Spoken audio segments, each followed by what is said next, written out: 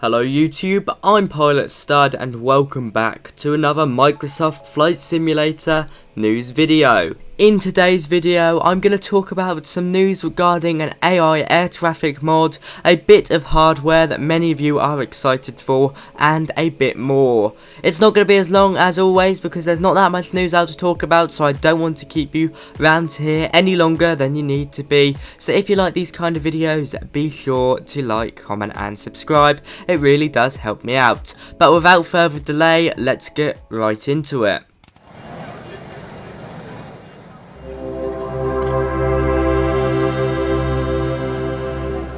Okay, so first of all, we've got some news from Alpha India Group with their AI Air Traffic Manager for Microsoft Flight Simulator. Now, for those of you who don't know, this is basically a bit of software that did exist on P3D and FSX that injected more realistic aircraft models with their relevant liveries into the sim to reflect real-world air traffic.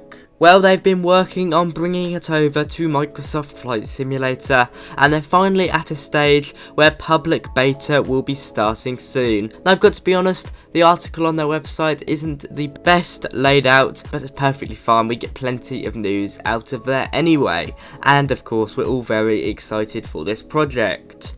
So, they've provided a bunch of screenshots and information on their webpage, stating that over the last months, the tool has been tested by the team and some special external testers, and it seems to be more or less stable now. Sadly, due to SDK limitations on Microsoft Flight Simulator, some P3D features will stay exclusive to P3D and will not be moved over. Now, they don't get into too much detail over what that is, but they do say it's only at least for now, so they may move them over in the future if Microsoft Flight Simulator allows it. They share us some information regarding what aircraft will be included in the initial release. That includes the Airbus A320 series, the A350 and the A380, the Boeing 737, 747, 757, 777 and 787, the Bombardier CRJ series and the Embraer EMB series. That's not that many aircraft, and at the very much moment that's quite disappointing, and I think it might stop quite a few people going over to this add-on straight away. Of course, it's plenty more than what Microsoft Flight Simulator provide, but I think this will only be really applicable once they get many aircraft in there, not just airliners, because of course airliners only make up some of the aircraft in our skies, and let's face it, with only these aircraft it would be pretty lonely. It is their current plan, so it may change, and they kind of act like they're bringing more over in the future anyway, as I imagine they would. It will be supported by live traffic, which means hopefully the liveries will match up. We can hope and pray for that, and from the screenshots they provide with an airport here, you can see we've got a bunch of Lufthansa aircraft as well as Condor and EasyJet, so this is clearly a European airport. I'd hazard a guess and say possibly Frankfurt. And if that is Frankfurt, be sure to tell me in the comments just to see how my airport identification goes. But you can see it seems to match up pretty well with what you'd come to expect with a European airport like that in Germany, so hopefully it means it's pretty well sorted. Of course, we will have to wait until we get some video footage before we see how this really works, because we don't get much of an indicator regarding performance. Now, the limitations they say which will have an impact on their AI experience, on your AI experience, will be that airports do not have correct parking spots on the sim, AI taxi instructions are strange, AI flight performance is worse compared to FSX and P3D, and ATC is unable to identify the correct flight level. In addition to that, aircraft might not land at an airport and circle around. Many of us have known to experience that with AI air traffic default anyway. IVAO and VATSIM will not be supported at the moment, but once again we'll be waiting for some more news, and I don't know if this will be released until at least after Sim Update 7, possibly Sim Update 8. What do you guys think? I think it's certainly needed, and I hope they execute it well. I'm sure it will certainly fit in right. It is payware, but we do certainly need something like this. And of course, many things in this article will change as they develop it. It will certainly be a step up in immersion and realism. I can't wait, quite frankly.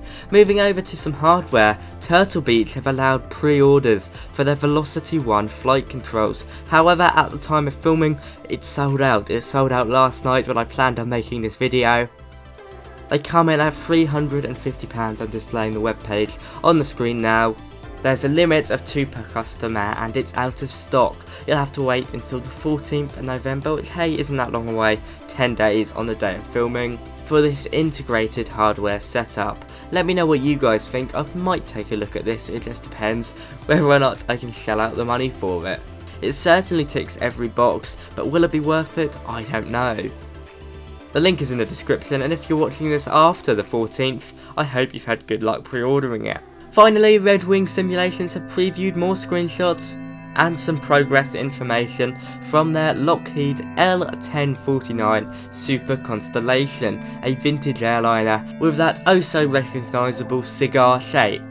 There's plenty, there's like 5 different videos, all available on their YouTube channel right now. That includes autopilot, taxiing and before takeoff, warm up, start up. I think I'm kind of showing the trailer, and as you can see, it looks absolutely awesome. It will be payware. It's certainly not an aircraft for everyone, and I do understand that, but feel free to share your thoughts down below. It doesn't look too far from release. It will make plenty of people happy, I'm sure. We do actually have some sort of price guide, being €42 plus tax, so it is on the more expensive side, but by the looks of it, it's worth it. What do you guys think? Leave your thoughts down below. Anyway, from me today, I hope you've enjoyed this video. If you have, be sure to like, comment and subscribe. It really does help me out. From me today, I'll see you soon. Final thing I want to say is thank all my first class channel members for supporting me. If you want to become a channel member to support the channel in return for exclusive perks, click that blue join button. Thank you to Captain Matt Russell, Jesse Wiseman, Ethan Bebeck, Simon Schmidt, Erwin K, Fano Leibenberg, and hello, you guys really do help me out. I've also got my merch store now open in that little merch bar and down below, featuring some awesome products, including some awesome retro posters. Anyway, from me today, I'll see you soon. Be sure to subscribe. Bye bye.